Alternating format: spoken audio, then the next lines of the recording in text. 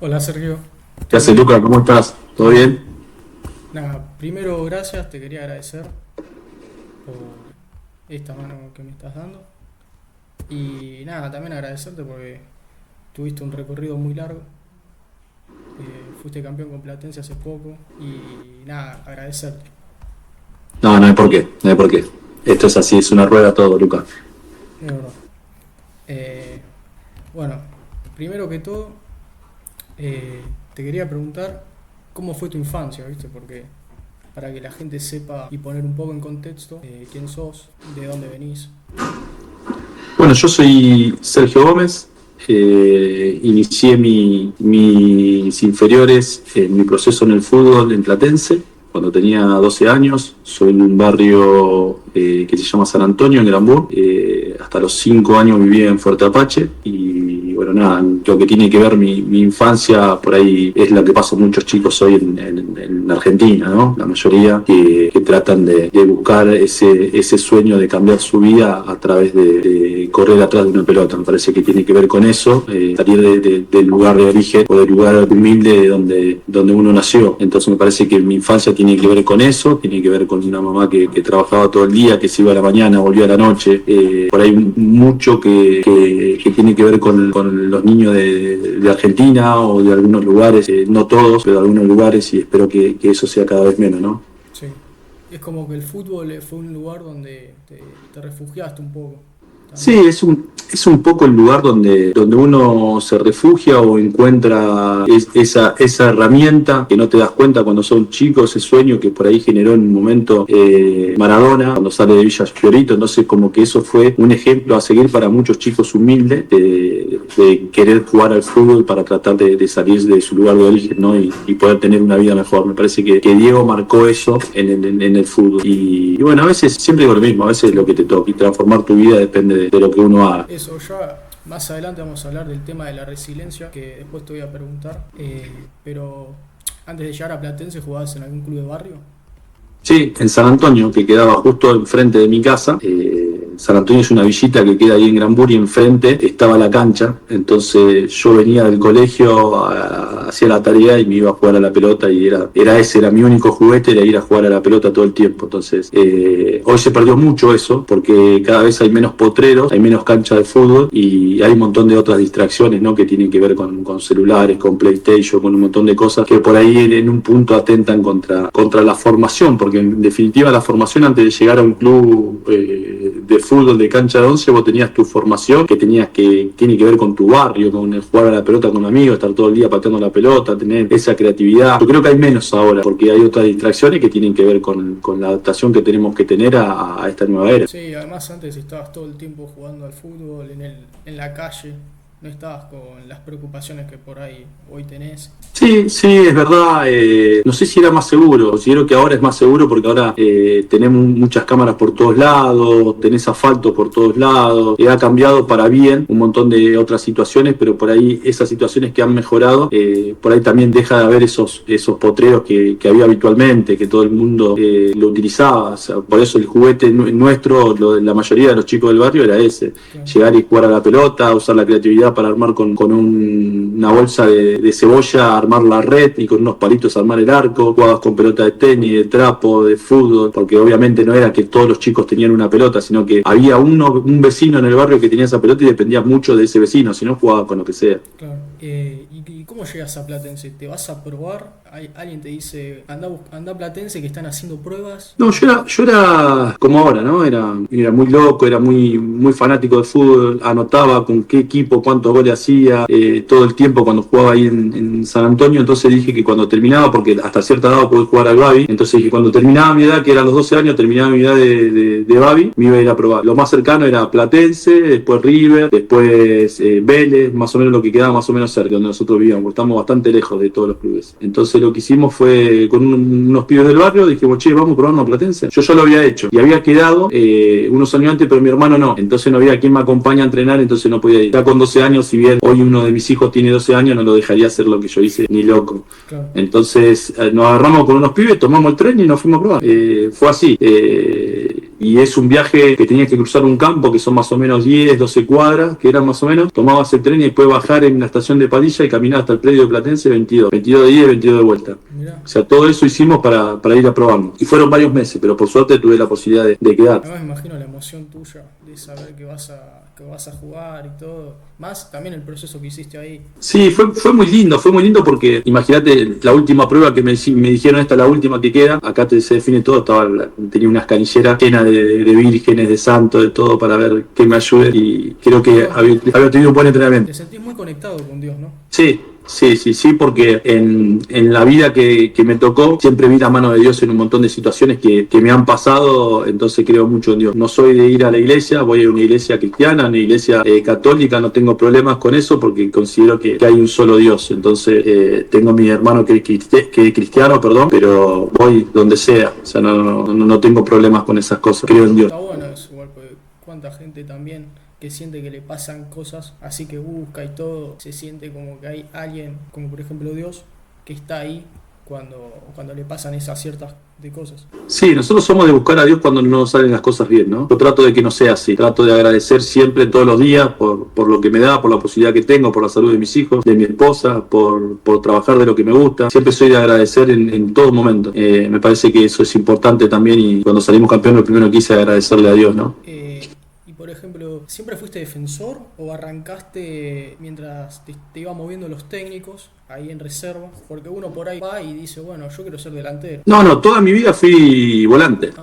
Jugué de 8, de 5 y siempre jugué de 8. Y en reserva empecé a jugar de 5 y jugaba a veces de 8 en los partidos que me tocaban en reserva. Y cuando debuté en primera, debuté de central, de stopper. Por una lesión de Walter Díaz, debuté contra el Instituto de Córdoba.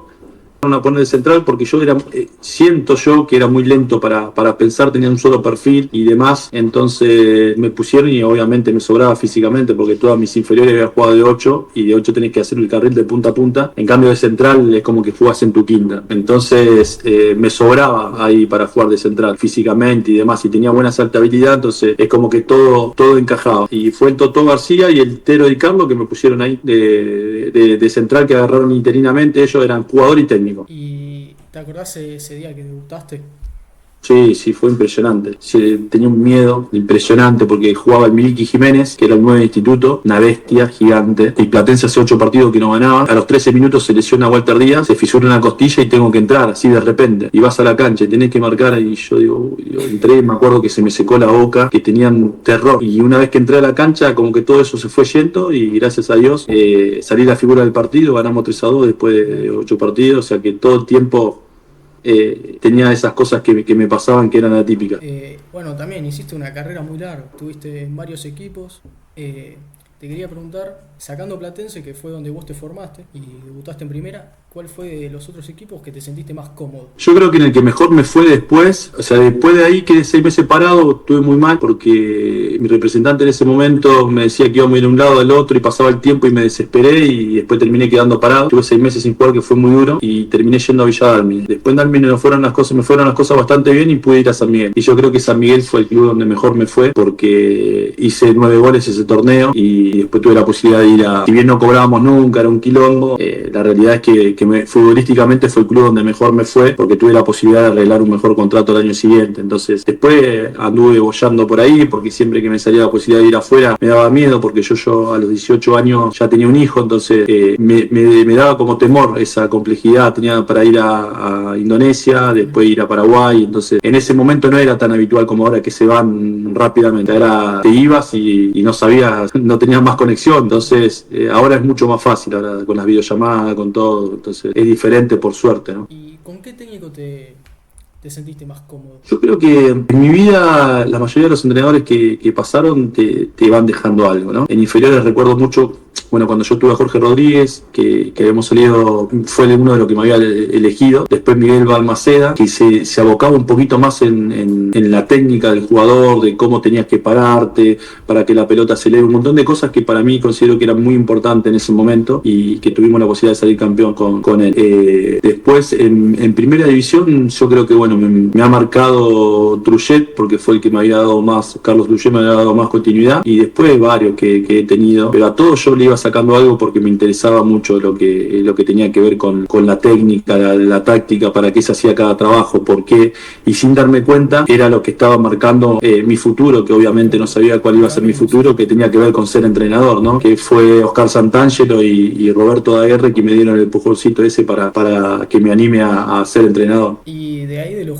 jugadores que por ahí viste, ¿cuál es el que más te costó marcar? Costó marcar a mí, yo creo que tiraba unas diagonales impresionantes, me parece que era Solchaga en All Boys. Tenía un muy buen equipo All Boys y las diagonales que tiraba eran impresionantes. Lo veía cuando giraba la cabeza, estaba en otro lado. La verdad que había muy buenos jugadores en esa división y me parece que Solchaga en primera fue muy difícil de poder marcar, porque después, si bien cuando debuto me toca marcar al Miliki Jiménez, pero al ser tan grandote es como que vos sabés más o menos los movimientos que puedes llegar a hacer. En cambio, cuando son más rápido y más ágil es muy complicado. Pues si tenés algún compañero que te haya sorprendido adentro de la cancha que dijiste... Mirá, yo siempre digo que el padrino de mi hijo, Diego Rizzo, yo siempre le decía que con el talento de él y mis ganas no seamos millonarios, porque le costaba, era vago y golpeaba con izquierda, golpeaba con derecha, tiraba centro de Rabona y hacía cosas muy lindas, cosas impresionantes para la edad que teníamos, que no eran tan habituales, y me parece que fue un muy buen jugador. Después, bueno, hemos tenido un montón de compañeros en común que juegan muy bien, pero bueno, yo de lo que he tenido y lo que he visto, me parece que Brian Fernández, que lo he tenido de jugador, es un jugador fuera de serie, un jugador fuera de serie, que tiene muchas condiciones y un talento natural que es hermoso de ver. Sí.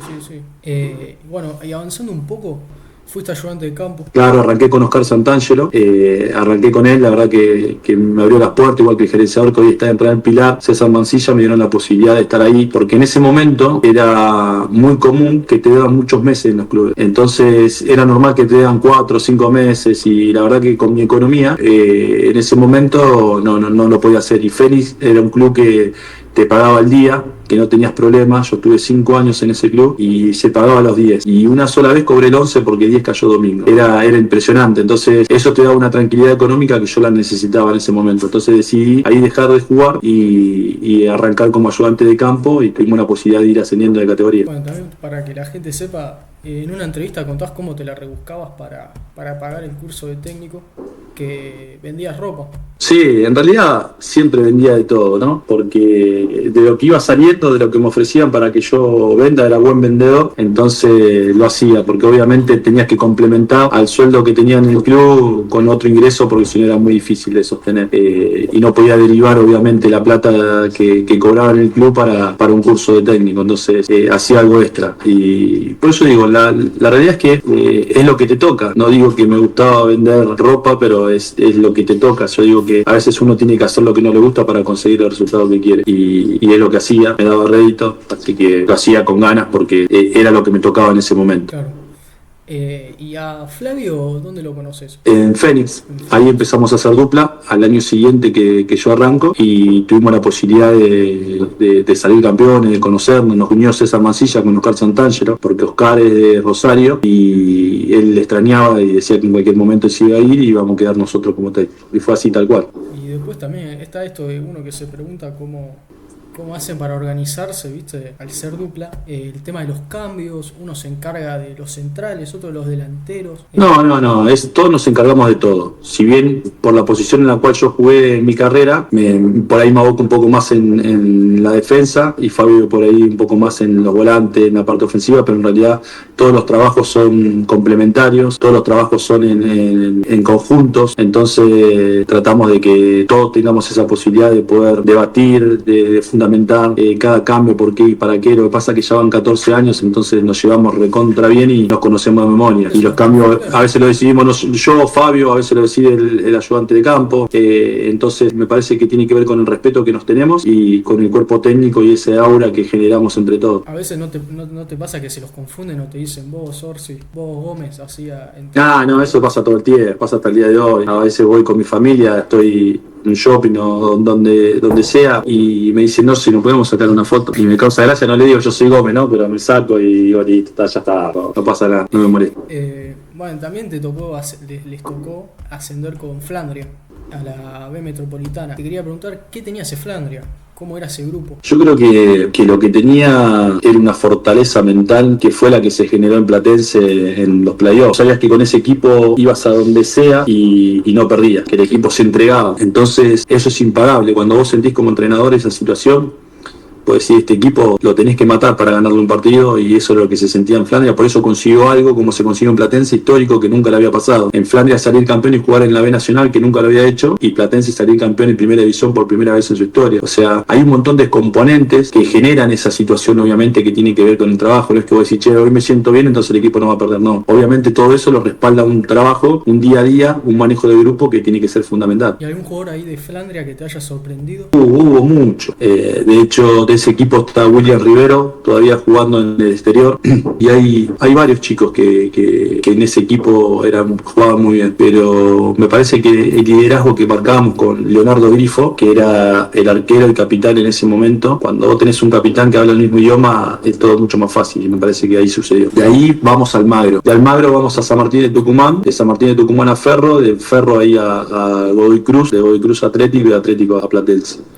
¿Sentiste que ahí en Platense potenciaron a algún jugador? Considero que siempre potencia jugadores, porque tiene que ver con el espíritu de docencia que tiene que tener un entrenador. El entrenador se siente pleno cuando el jugador mejora, cuando entiende por qué y para qué hace las cosas, cuando entiende lo que le dice un entrenador que le puede mejorar a su juego y a su futuro, que todo lo que le diga el entrenador es para mejorar, que ellos ya llegan con un talento que el entrenador no se los va a quitar. Sí le va a agregar un montón de cosas que, si ellos son inteligentes, les puede servir para su carrera. Y eso es lo que tratamos de hacer, no solamente Fénix cuando arrancamos, sino en Platense y en todos los clubes donde hemos estado. Y ver a Taborda, que ha salido goleador del torneo de Platense campeón, entonces eso es muy lindo. Ver a Ronaldo Martínez como está jugando hoy, verlo a Mateo este fin de semana que hizo 2 goles en el Parma. O sea, un montón de situaciones, ver a Martín Ojeda en Estados Unidos, ver a Tadeo Allende, a Franco Negri, a un montón de jugadores que han pasado por nosotros, y verlo hoy estar en la elite del fútbol es muy lindo.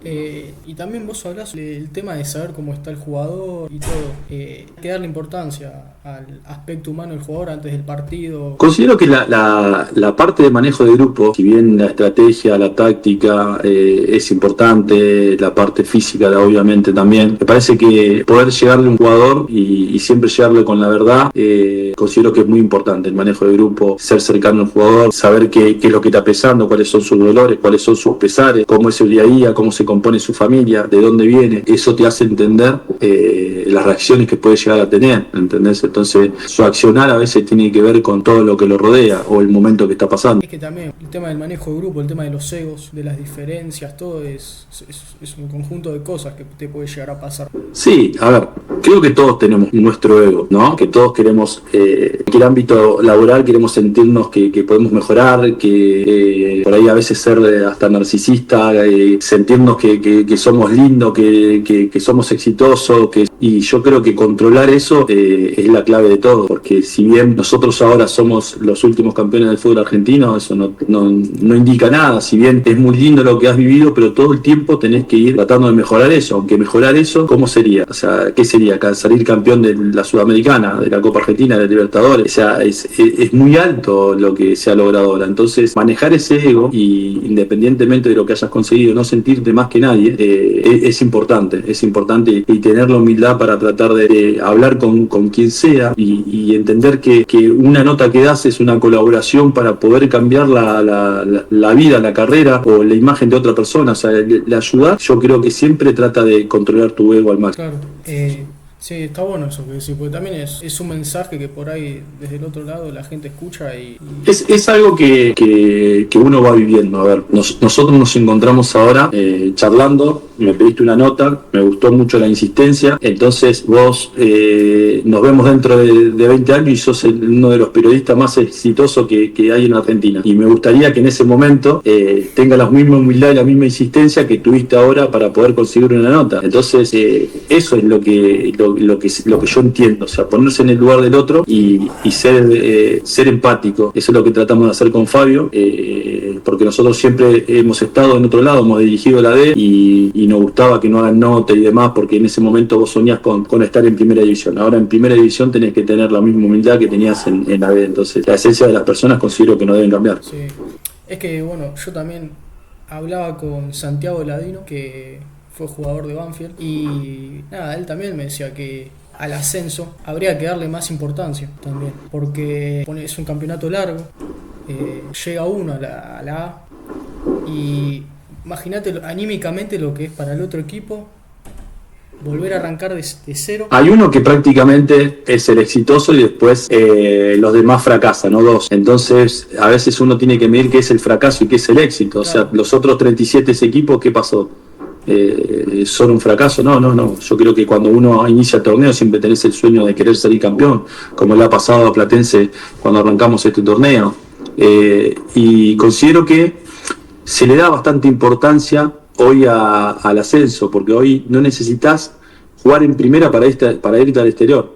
Antes, si no jugabas en primera, no te vas al exterior, y hoy hay chicos que juegan en la C, en la D, que tienen la posibilidad de irse a Europa, que van a una serie C, a una serie D, en la C, en la B. O sea, hoy por suerte hay experiencias que se pueden vivir que en otro momento no se podían, no eran tan fáciles, y ahora son más fáciles porque obviamente la tecnología te acerca mucho a diferentes países que en otro momento no pasaba. Sí.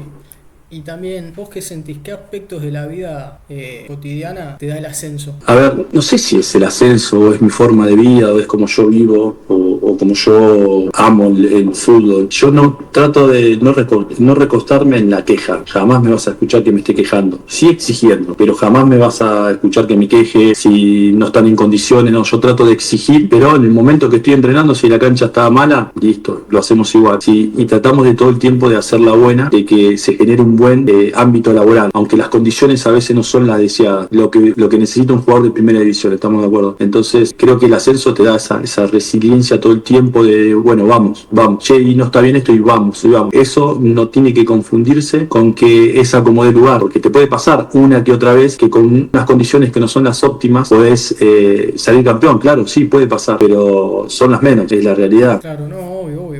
Es que también cuántos jugadores del ascenso trabajan y al mismo tiempo están jugando el sábado y van a entrenar el lunes, volviendo de trabajar, la verdad que hacen un esfuerzo muy grande. Sí, por eso te decía que cada vez es menos, porque cada vez, vos fijate que en las diferentes categorías los campos de juego han cambiado muchísimo, las infraestructuras han cambiado, los materiales de trabajo y demás, ha cambiado mucho el ascenso en ese sentido, pero es verdad que algunos se dedican a trabajar y después hacen eso es muy valorable, obviamente.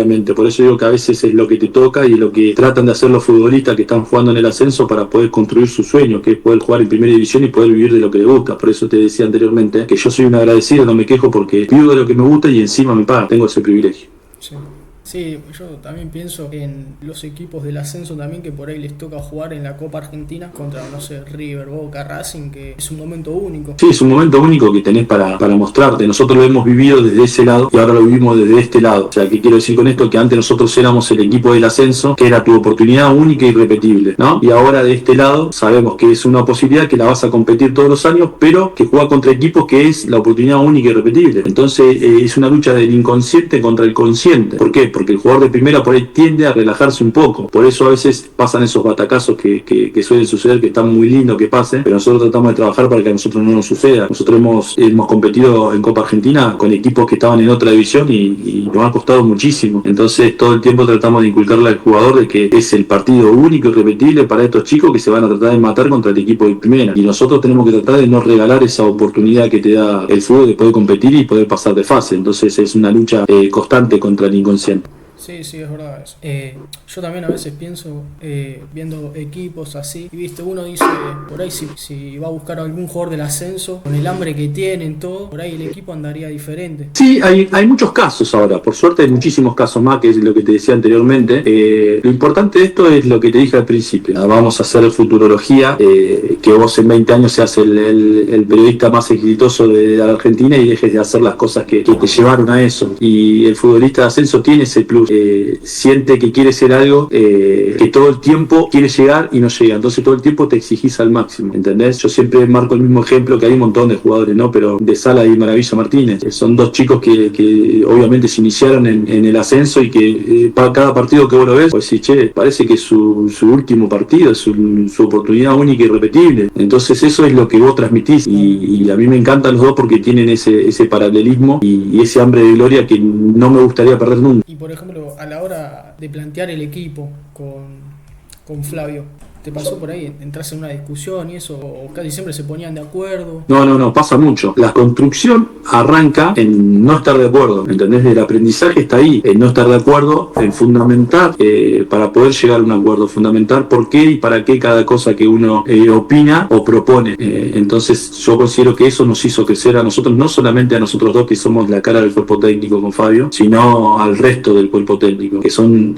gente muy idónea cada una en su área, y eso nos mejora a nosotros mismos. Y también, ustedes lo que le transmitieron al grupo es lo que después también pasa, que o te da el resultado o no te da el resultado, pero por algo salieron campeones, yo creo. Y cuando hay un técnico que es campeón, es porque lo que ustedes le transmitieron a los jugadores les llegó. Sí, creo que puede ser eso, obviamente, aparte de muchas otras herramientas más o condimentos más que va llevando a un equipo campeón, porque es llevar el día a día, que crean en lo que uno le dice, creen en la táctica que uno le propone, la estrategia que uno le propone, el estado de forma en el cual tiene que llegar a cada partido, porque hay una exigencia previa que no todo tiene que ver, no es que hacen fútbol tenis todos los días y después van a jugar, sino que tiene que haber un estado de forma, un plus que vos tenés que dar para competir con equipos como River, Boca, Independiente, San Lorenzo, Huracán, o sea, para estar a esa altura y tratar de suplir por ahí esa jerarquía que esos equipos tienen la posibilidad de contratar, tratando de buscar ser algo que todavía no sos, o sea, que vas en búsqueda,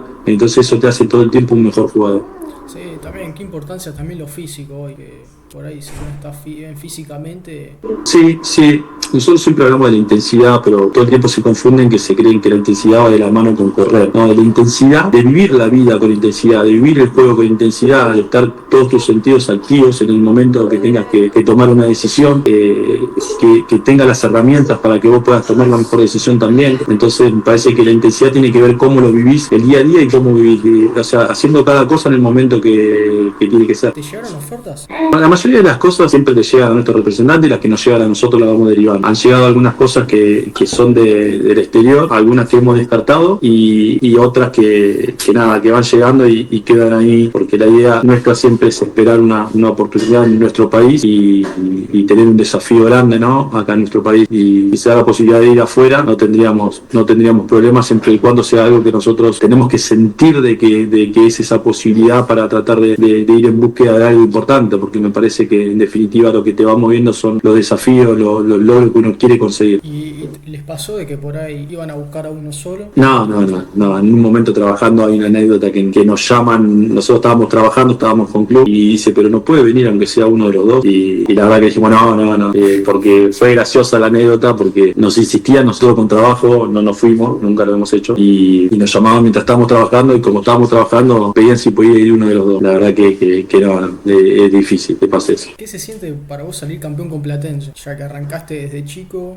Yo creo que, fue algo como mágico, como soñado, viste, que te unís en ese punto de la necesidad del club en el cual saliste, que el club te dio mucho, vos tenés la posibilidad de devolverle lo que no te pasó nunca en su historia. Yo creo que fue un montón de puntos de encuentro que generaron un Platense campeón, y yo creo que es eso, es mágico lo que sucedió, de la forma que sucedió, tan épica, ¿no? Jugando siempre de visitante con equipos grandes. Me parece que fue algo muy impresionante, algo que si vos tenés que escribir un libro y darle un final, y vos decís, che, me gustaría salir campeón en Santiago, de donde son mis padres. La verdad que es algo muy soñado, recién había nacido mi bebé, o sea, fue todo muy, muy fuerte, la verdad que fue muy fuerte, como la decisión que hemos tomado después, ¿no? Justo a eso, yendo, ¿qué título le pondrías a tu carrera? Yo creo que resiliencia, porque construimos nuestra carrera con Fabio a base de los no, ¿viste? Como que vos me pidas una nota a mí, te diga que no, le pidas una a Fabio, te diga que no, y insistís para que sea un sí. Bueno, nuestra vida y nuestra carrera fue así, se construyó a base de los no. No van a poder dirigir la B, no van a poder dirigir la C, no van a poder dirigir la B, no van a poder dirigir Nacional B, no van a poder dirigir un equipo grande en el Nacional B, fuimos a San Martín, no van a poder dirigir la primera, y fuimos y cumplimos los objetivos en todos los clubes donde hemos ido. Entonces me parece que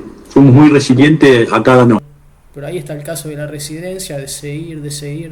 A ver, hoy me parece que se necesita un poco más de fortaleza mental que antes. ¿Por qué? Porque hoy están las redes sociales, que son muy fuertes, y cualquiera atrás de un teléfono te puede dañar, o considera que te puede dañar de una forma que el futbolista lee, y la familia también, y los hijos, si tiene hijos, obviamente. Entonces lo daña mucho. Entonces tenés que ser muy fuerte, porque por ahí te encontrás con 17 años, siendo un jugador muy exitoso, que gana mucha plata, una plata que no podés gastar y demás. Entonces yo trato de no juzgar a nadie, nadie y que digo que atrás de todo eso hay una cabeza que quema etapas. ¿Por qué? Porque a los 17 años te encontrás jugando en primera, estás ganando con un sueldo como un adulto, tomando decisiones de adulto, exponiéndote como un adulto, y es una etapa de adolescencia a la cual quemaste. En esa edad tenía que estar en Bariloche haciendo el viaje de egresado. Hay un montón de situaciones en la cual el futbolista siento que se sienta abrumado, trata de ir sobrellevando. Justo hablaste de eso de cuando debutás a los 17 años y haces el camino. Qué importante también lo que es la economía en el jugador de fútbol.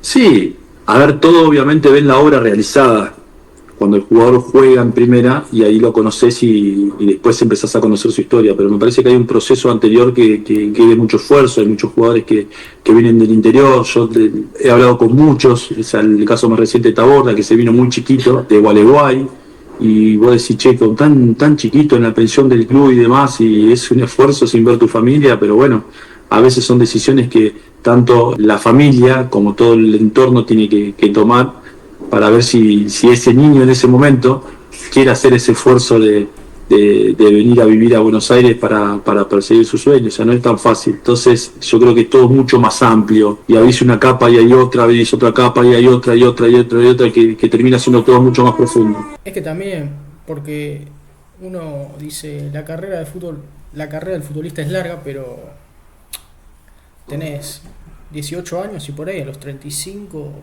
te retirás. Si te ayudan las lesiones. También.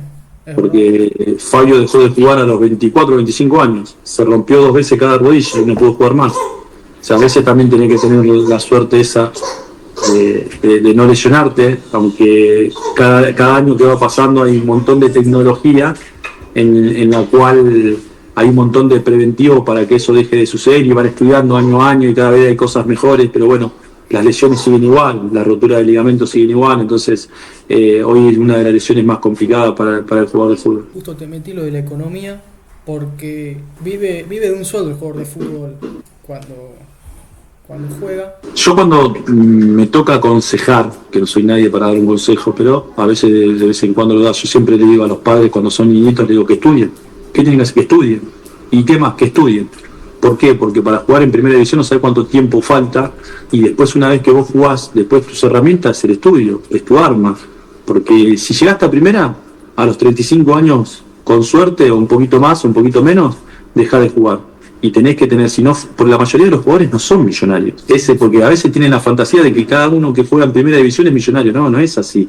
¿Entendés? No todos los entrenadores son millonarios, no todos los jugadores de fútbol son millonarios. Entonces después te tenés que encontrar con la vida de vuelta, y te encontrás con 35 años que tenés que salir a buscar trabajo. Si estudiaste algo mientras tenías ese proceso, capaz que podés conseguir un lugar en el fútbol, o podés ser entrenador, preparador físico, gerente deportivo, un montón de cosas más, manager, que hoy hay un montón de esas carreras que ayudan al futbolista, porque después te encontrás con 35, 37 años y vos decís, si hiciste plata, bueno, te tenés que ver para qué lado te volcás, si sos un empresario.